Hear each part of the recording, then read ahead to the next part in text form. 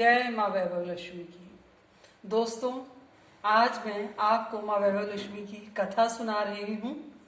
देखिए, मैंने माँ का सुंदर सा दरबार ऐसे सजा लिया है। आज मैं फूल नहीं ले पाई क्योंकि आज हमारे शहर में बहुत बारिश हो रही है, तो मैं फूल नहीं खरीद पाई। लेकिन जैसे मैंने आपको सामग्री बताई थी वो सब सामान यहाँ पर है। देखिए, ये माँ का प्रसाद भी है।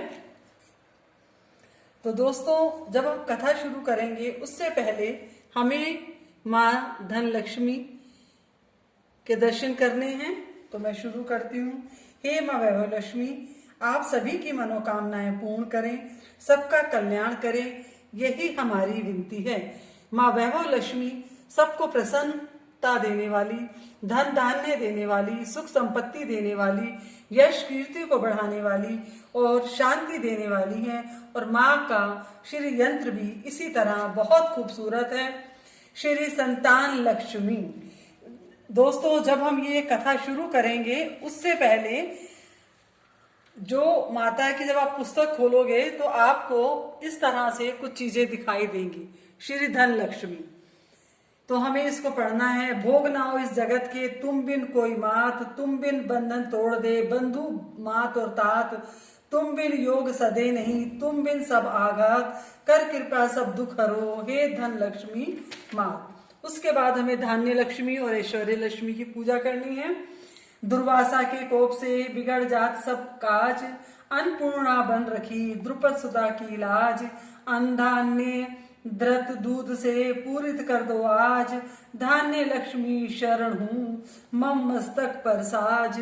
श्री ऐश्वर्य लक्ष्मी, धन संपत्ति दे विपद हर दो जग में सम्मान, माँ लक्ष्मी ऐश्वर्य की करूं तुम्हारा ध्यान, है मेरा क्या मातू सब तुम्हारा ही है मान, कर कृपया पद शरण दो, दो भक्ति का दान। फिर अधिलक्ष्मी माँ और विजय लक्ष्मी माँ का स्मरण करेंगे। माँ जग की आधार तुम, जग है तुझ में व्यापत, वेद शास्त्र सब कह रहे कहते हैं यह आप, जो तुम्हारा सिमरन करे करे तुम्हारा गान, पाए वह अमृत को लगे न यम का बान। श्री विजय लक्ष्मी माँ, काम क्रोध मद लोभ से ना जाऊं मैं हार, विजय दायनी मात तुम खोलो उर के द्वार, विष्णु प्रिय सुखदायनी हो देवी अनुकूल, क्षमा करो माँ मैं मंदमती हो जाए यदि भूल। इसके बाद हम श्री गज लक्ष्मी माँ और श्री वीर लक्ष्मी माँ को प्रणाम करेंगे। हे माँ, शुभ गजों से सोती है कमला सनवास, दुख कलेशों का मूल से करती हो तुम नाश, राज योग की दायनी करे जगत विश्वास, गज लक्ष्मी माँ शरणु राखो मेरी आस। श्री वीर लक्ष्मी, चंड मुंड को मारकर किया जगत उद्धार, वीर लक्ष्मी चंड के मुझको भव से तार, करती हूँ मैं वंदना शत शत बारंबार, उर का तम छट जाए जो कर ऐसा उजियार।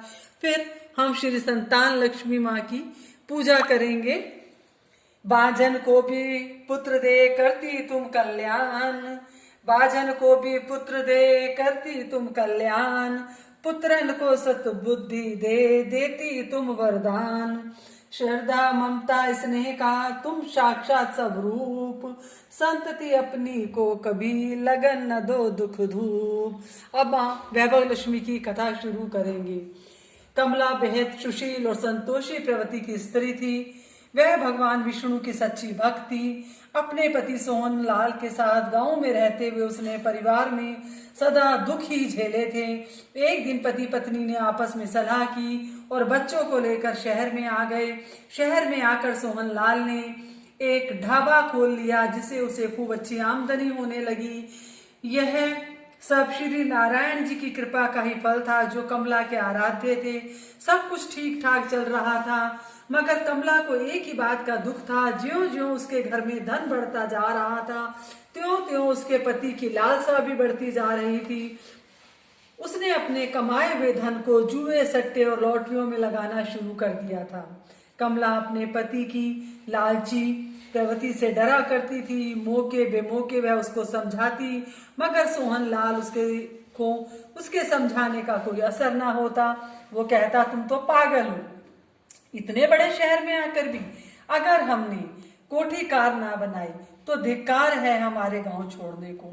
जब ईश्वर की कृपा होगी तो वह इसी काम में इतनी बरकत देगा कि हम सब कुछ खरीद लेंगे। कमला कहती ईश्वर क्या देगा, कर्मवीर अपने बल पर ही ये सब प्राप्त करते हैं। सोहनलाल अहंकार भरी बातें करता तो कमला मन महसूस कर रह जाती। सोहनलाल के कदम दिन पे दिन बहकते चले गए। उसे जब भी जुए सट्टे और लॉटरी में नुकसान होता तो वह खूब शराब पी लेता। इस प्रकार उसका सारा ध्यान अपने धंधे की तरफ से हट गया। जो ढाबा कल तक बहुत फायदे में चल रहा था वह अब नुकसान देने लगा। इसी गम में अब सोहनलाल दिन रात शराब पीने लगा। इस तरह उसके दुकान पे ग्राहकों का आना कम हो गया। पर सोहनलाल को ये बात समझ ना आई।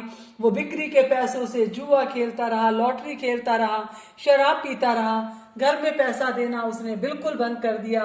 कमला पैसों का जिक्र करती तो वह काम मंदा होने का बहाना बना देता। ढाबे का सारा सामान एक दुकानदार से उधार आता था। अब दुकानदार को भी उसके जुए और शराब की लत का पता चल गया तो उसने सामान देना बंद कर दिया। ढाबे के कारीगर भी जब उन्हें समय पर वेतन ना मिला तो वो भी काम छोड़ के चले गए। नतीजा यह हुआ कि ढाबा बंद होने लगा। अब घर में भी परेशानी होने लगी। सोहनलाल काम धंधे की तलाश में चला जाता और कमला कुछ दिन तक तो अड़ोस पड़ोस से और रिश्तेदारों से मांग कर गुजारा करती रही। फिर दुकानदारों से उधार लेती रही, लेकिन कोई कब तक उधार देता है। एक दिन सबने देना बंद कर दिया।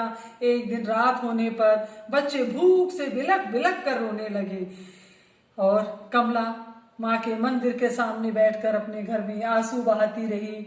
वह कहती रही, हे नारायण जी, यह मुझे किस पाप की सजा दे रहे हैं आप। मेरे परिवार पर आए इस संकट को टाल दीजिए। आज मेरे बच्चे भूख से बिलखते हुए सो गए। मेरा पति पथ भ्रष्ट हो चुका है। हे लक्ष्मी पति रक्षा करो, मेरे पति को सद्बुद्धि दो। इसी प्रकार विनती करते करते वो कब सो गई उसे स्वयं ही पता ना चला। सुबह जब उसकी आंख खुली तो देखा उसका पति नहा धोकर तैयार होकर कपड़े बदल कर उससे नजरें मिलाए बिना वहां से चला गया। कमला ने फिर घुटनों में सिर रखा और रोने लगी। बच्चे नाश्ता मांगेंगे तो नारायण जी मैं उसको क्या दूंगी।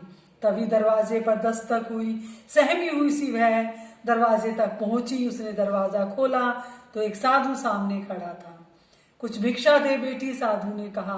बाबा, मेरे घर में तो अन्न का एक दाना भी नहीं, पास में एक फूटी कोड़ी तक नहीं, आपको क्या दूं? कहकर वह रोने लगी। बेटी, तेरे घर में धन पड़ा है और तू रो रही है। साधु ने कहा, धन और मेरे घर में? बाबा, क्यों मुझ अभागी का उपहास कर रहे हैं? मैं सच कह रहा हूं बेटी, अपने घर की दीवार पर टंगी नारायण जी की तस्वीर के पीछे देख, वहां तेरा पुराना पर्स पड़ा है, उसमें कुछ पैसे हैं। और सुन, यदि बच्चों को अपने पिता से कुछ मांगना होता है तो पहले अपनी माँ को मनाना चाहिए। माँ स्वयं पिता को मना लेती है। यह ले। साधु ने अपने झोले में से वैभव लक्ष्मी व्रत की कथा की एक पुस्तक निकाली और उसको दी। तू माँ वैभव लक्ष्मी की शरण में चली जा, माँ तुझ पर अवश्य ही कृपा करेगी और तेरा घर धन धान्य से भर जाएगा। माँ वैभव लक्ष्मी की पुस्तक हाथ में आते ही कमला के शरीर में जैसे नई ताकत आ गई। वह बोली, बाबा, क्या सचमुच माँ वैभव लक्ष्मी मेरी दरिद्रता दूर कर देंगी? बेटी, जहाँ वैभव लक्ष्मी की कृपा होती है वहां दुख दलिद्र कभी आते ही नहीं, कभी ठहर ही नहीं पाते। तो पुस्तक में लिखी विधि के अनुसार माँ का व्रत कर, तेरा उद्धार होगा। नारायण नारायण। कमला तो अपनी सारी सुध-बुद्धि खो बैठी, पुस्तक के पन्ने पलटने लगी। अचानक उसके मन में ख्याल आया, अरे बाबा को खाली हाथ नहीं जाने देना चाहिए। उसने सामने देखा, अरे सामने तो कोई भी नहीं है। वो अवाक रह गई। उसके सामने नारायण नारायण की आवाज आ रही थी। अभी कुछ समय पहले ही तो बाबा यहाँ खड़े थे, कहाँ चले गए? कमला हैरान रह गई। तो क्या नारद जी मेरे नारायण का संदेश लेकर आए थे? जरूर यही बात है, सोचती हुई कमला तेजी से अंदर पलटी, घर के अंदर गई। दीवार पर टंगी नारायण जी की तस्वीर के पीछे उसने देखा, वहां उसका एक काला पर्स पड़ा था। उसमें 100 के 5 नोट पड़े थे। खुशी से उसका चेहरा दमकने लगा। एक नया उत्साह और एक फुर्ती उसके शरीर में आ गई। जल्दी जल्दी उसने स्नान किया, पुस्तक पढ़ी, पुस्तक में सारे नियम पढ़े। पुस्तक को पढ़कर उसकी खुशी का ठिकाना ना रहा। माँ वैभव लक्ष्मी का व्रत, अरे आज ही तो शुक्रवार है, और उसने निश्चय किया कि आज ही मैं माँ वैभव लक्ष्मी का व्रत शुरू करूंगी और 21 व्रत करूंगी। और उसके बाद बाजार गई, खाने पीने की और पूजा की सामग्री लेकर आई। उसने बच्चों को उठाया, उनको नहलाया धुलाया, नाश्ता दिया, और व्रत में क्या क्या किया जाना है उसने पुस्तक में पढ़ा। और उसको पढ़ते पढ़ते सारे पुस्तक में जब भी वो पढ़ती रही और बस बोलती रही, जय माँ वैभव लक्ष्मी, जय माँ वैभव लक्ष्मी, और माँ का जाप करती रही। शाम के समय उसने विधिवत माँ का पूजन किया, प्रार्थना करी, हे माँ, नारायण जी की कृपा से आज मैंने आपकी शरण ली है, मेरी मनोती पूर्ण करना। मैं केवल इतना चाहती हूँ मेरे पति को सद्बुद्धि आए और वो सभी दुर्गुणों को त्याग कर फिर से सत्मार्ग पर चलते हुए अपना काम करें। जय माँ वैभव लक्ष्मी, जय माँ वैभव लक्ष्मी। व्रत कथा कहकर उसने अपने बच्चों को प्रसाद दिया।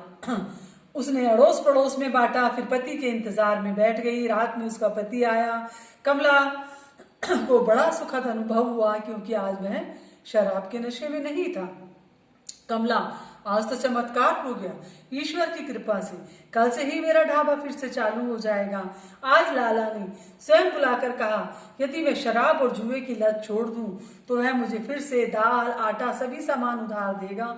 और कमला, मैंने आज से कसम खाई है, मैं जीवन में कभी भी शराब और जुए की तरफ देखूंगा भी नहीं। यह सब तुम्हारे शुभ कर्मों का चमत्कार है। नहीं स्वामी, यह सब माँ वैभव लक्ष्मी का ही चमत्कार है। माँ वैभव लक्ष्मी का चमत्कार? हाँ स्वामी, अब हम माँ वैभव लक्ष्मी की शरण में हैं। आज से मैंने माँ वैभव लक्ष्मी के व्रत शुरू किए हैं। माँ वैभव लक्ष्मी सबकी मनोकामनाएं जरूर पूरी करती हैं। माँ ने मेरी भी सारी मनोकामनाएं पूरी करनी है। एक बार माँ जिससे प्रसन्न हो जाती है उसके घर में दुख और दरिद्रता की तो छाया भी नहीं आती। मगर तुम्हें यह सब किसने बताया? मेरा मन रोमांचित सा हो रहा है। कमला, प्लीज मुझे सब बताओ। आओ स्वामी, आओ, पहले माँ का आशीर्वाद लो। कमला ने जो घर में माँ का दरबार सजाया था वहां लेकर गई। एक चौकी पर श्री यंत्र के समक्ष माँ वैभव लक्ष्मी की ज्योत अभी भी जल रही थी। वहां जल के पात्र में कटोरी में उसका आखिरी गहना नाक की लौंग जो थी, नाक की कील पड़ी थी। सोहन लाल ने जैसे ही माँ की ज्योत को देखा उसकी आंखों से अश्रुधारा बह निकली। वो हाथ जोड़कर बोला, हे माँ वैभव लक्ष्मी, मैं लोभ में फंस गया था, मैं पथ भ्रष्ट हो गया था, मैं बिना मेहनत करे ढेर दौलत कमाना चाहता था। मैं समझ गया माँ, आपने मुझे मेरे लालच की ही सजा दी। हे माँ, अब मैं अपने परिवार सहित आपकी शरण में हूँ। माँ, हमारा उद्धार करो। हे माँ, मैं आज संकल्प करता हूँ कि मैं भी अपनी पत्नी के साथ आपके व्रत करूंगा। फिर दोनों ने मिलकर माँ वैभव लक्ष्मी का प्रसाद अपने बच्चों के साथ ग्रहण किया। दूसरे दिन सोहन लाल ने अपनी दुकान को झाड़ पोंछ कर साफ किया। पुराने कारीगर वापस आ गए। ढाबा पहले की तरह चलने लगा। फिर शुक्रवार आया। पति पत्नी ने मिलकर व्रत किया। इस तरह दोनों पति पत्नी मिलकर व्रत करते रहे और सोहन लाल का व्यापार बहुत अच्छा चलने लगा। अब सोहन लाल ने सभी लोभ लालच सब त्याग दिया था। सब उसने माँ वैभव लक्ष्मी पर ही छोड़ दिया था। फिर 21वां शुक्रवार आया तो दोनों ने अपने सगे संबंधियों को, अपने मित्रों को बुलाया। 7 कन्याओं की पूजा करी, उन्हें भोजन कराया और वैभव लक्ष्मी की पुस्तक सबको भेंट में दी। और इसके अतिरिक्त जो भी लोग उस पूजा में आए थे तो करीब उन्होंने 101 पुस्तकें सबको दी। उसी दिन उन्होंने यह संकल्प लिया कि हम उम्र भर निष्काम भाव से माँ वैभव लक्ष्मी का व्रत करते रहेंगे। बोलो माँ वैभव लक्ष्मी की जय। कथा के बाद इस प्रकार से माँ से प्रार्थना करनी चाहिए, हे माँ, जिस प्रकार आपने कमला के मन की मुराद पूरी करी, वैसे ही अपने सभी भक्तों की मुराद पूरी करना, मेरी, मेरे पति की और मेरे बेटे की भी मुराद पूरी करना, अपनी शरण में आए की रक्षा करना, सबको सुख, समृद्धि, धन, दौलत और संतान देना। उसके बाद नीचे एक श्लोक है, वो हिंदी में भी दिया गया है, तो मैं वो पढ़ रही हूँ। वो श्लोक है, भावार्थ, जो लाल कमल पर विराजमान है, जिनकी कांति अतुल्य है, महान तेज वाली, जो समस्त रक्त वर्णा लाल वर्ण वाली है, जो लाल वस्त्र धारण किए हुए है, भगवान विष्णु की अर्धांगिनी, सबके हृदय को आनंद देने वाली, समुद्र मंथन के समय सागर से प्रकट होने वाली, भगवान विष्णु की परम प्रिय, अतिशय पूजनीय है। वे माँ लक्ष्मी हमारे पूरे परिवार की रक्षा करे। क्षमा मंत्र पढ़ना है। हे माँ, हे परमेश्वरी, मैं आवाहन की विधि नहीं जानती, विसर्जन की विधि नहीं जानती, ना ही पूजा आदि करना जानती हूँ। अतः माँ, यदि मेरी पूजा अर्चना में, आह्वान या विसर्जन में कोई त्रुटि रह गई हो तो माँ मुझे क्षमा कर देना। माँ के निवास स्थान माँ वैभव लक्ष्मी किसी पर्वत पर, सागर पर या कंदराओं आदि में नहीं रहती। माँ के निवास के कुछ निश्चित स्थान हैं जो माँ द्वारा इस प्रकार वर्णित हैं, जहाँ अतिथि सत्कार होता हो, सज्जनों की सेवा हो, धर्म कार्य हो, प्रेम हो, सत्य का आचरण हो, जहाँ संतोषी स्त्री और विनयी व कर्मशील पुरुष रहते हों, उन स्थानों का मैं कभी परित्याग नहीं करती। तो दोस्तों, इस तरह से ये माँ वैभव लक्ष्मी की पूरी कथा मैंने आपको सुनाई है। इसके बाद आपको लक्ष्मी चालीसा पुस्तक में से पढ़ना है और इसके बाद गणेश जी की आरती के बाद माँ लक्ष्मी की आरती करनी है। और देखिए, मैं आपको दिखा देती हूँ कि मैंने माँ लक्ष्मी के लिए खीर का प्रसाद बनाया है और एक फल रखा है। तो दोस्तों, आपके पास जो भी बर्तन हो, स्टील का हो या चांदी का हो, आप कोई भी बर्तन यूज कर सकते हैं और साफ और सच्चे मन से पूजा करें। हे माँ, आप सबकी मनोकामनाएं पूरी करना। बोलो जय वैभव लक्ष्मी मैया की जय।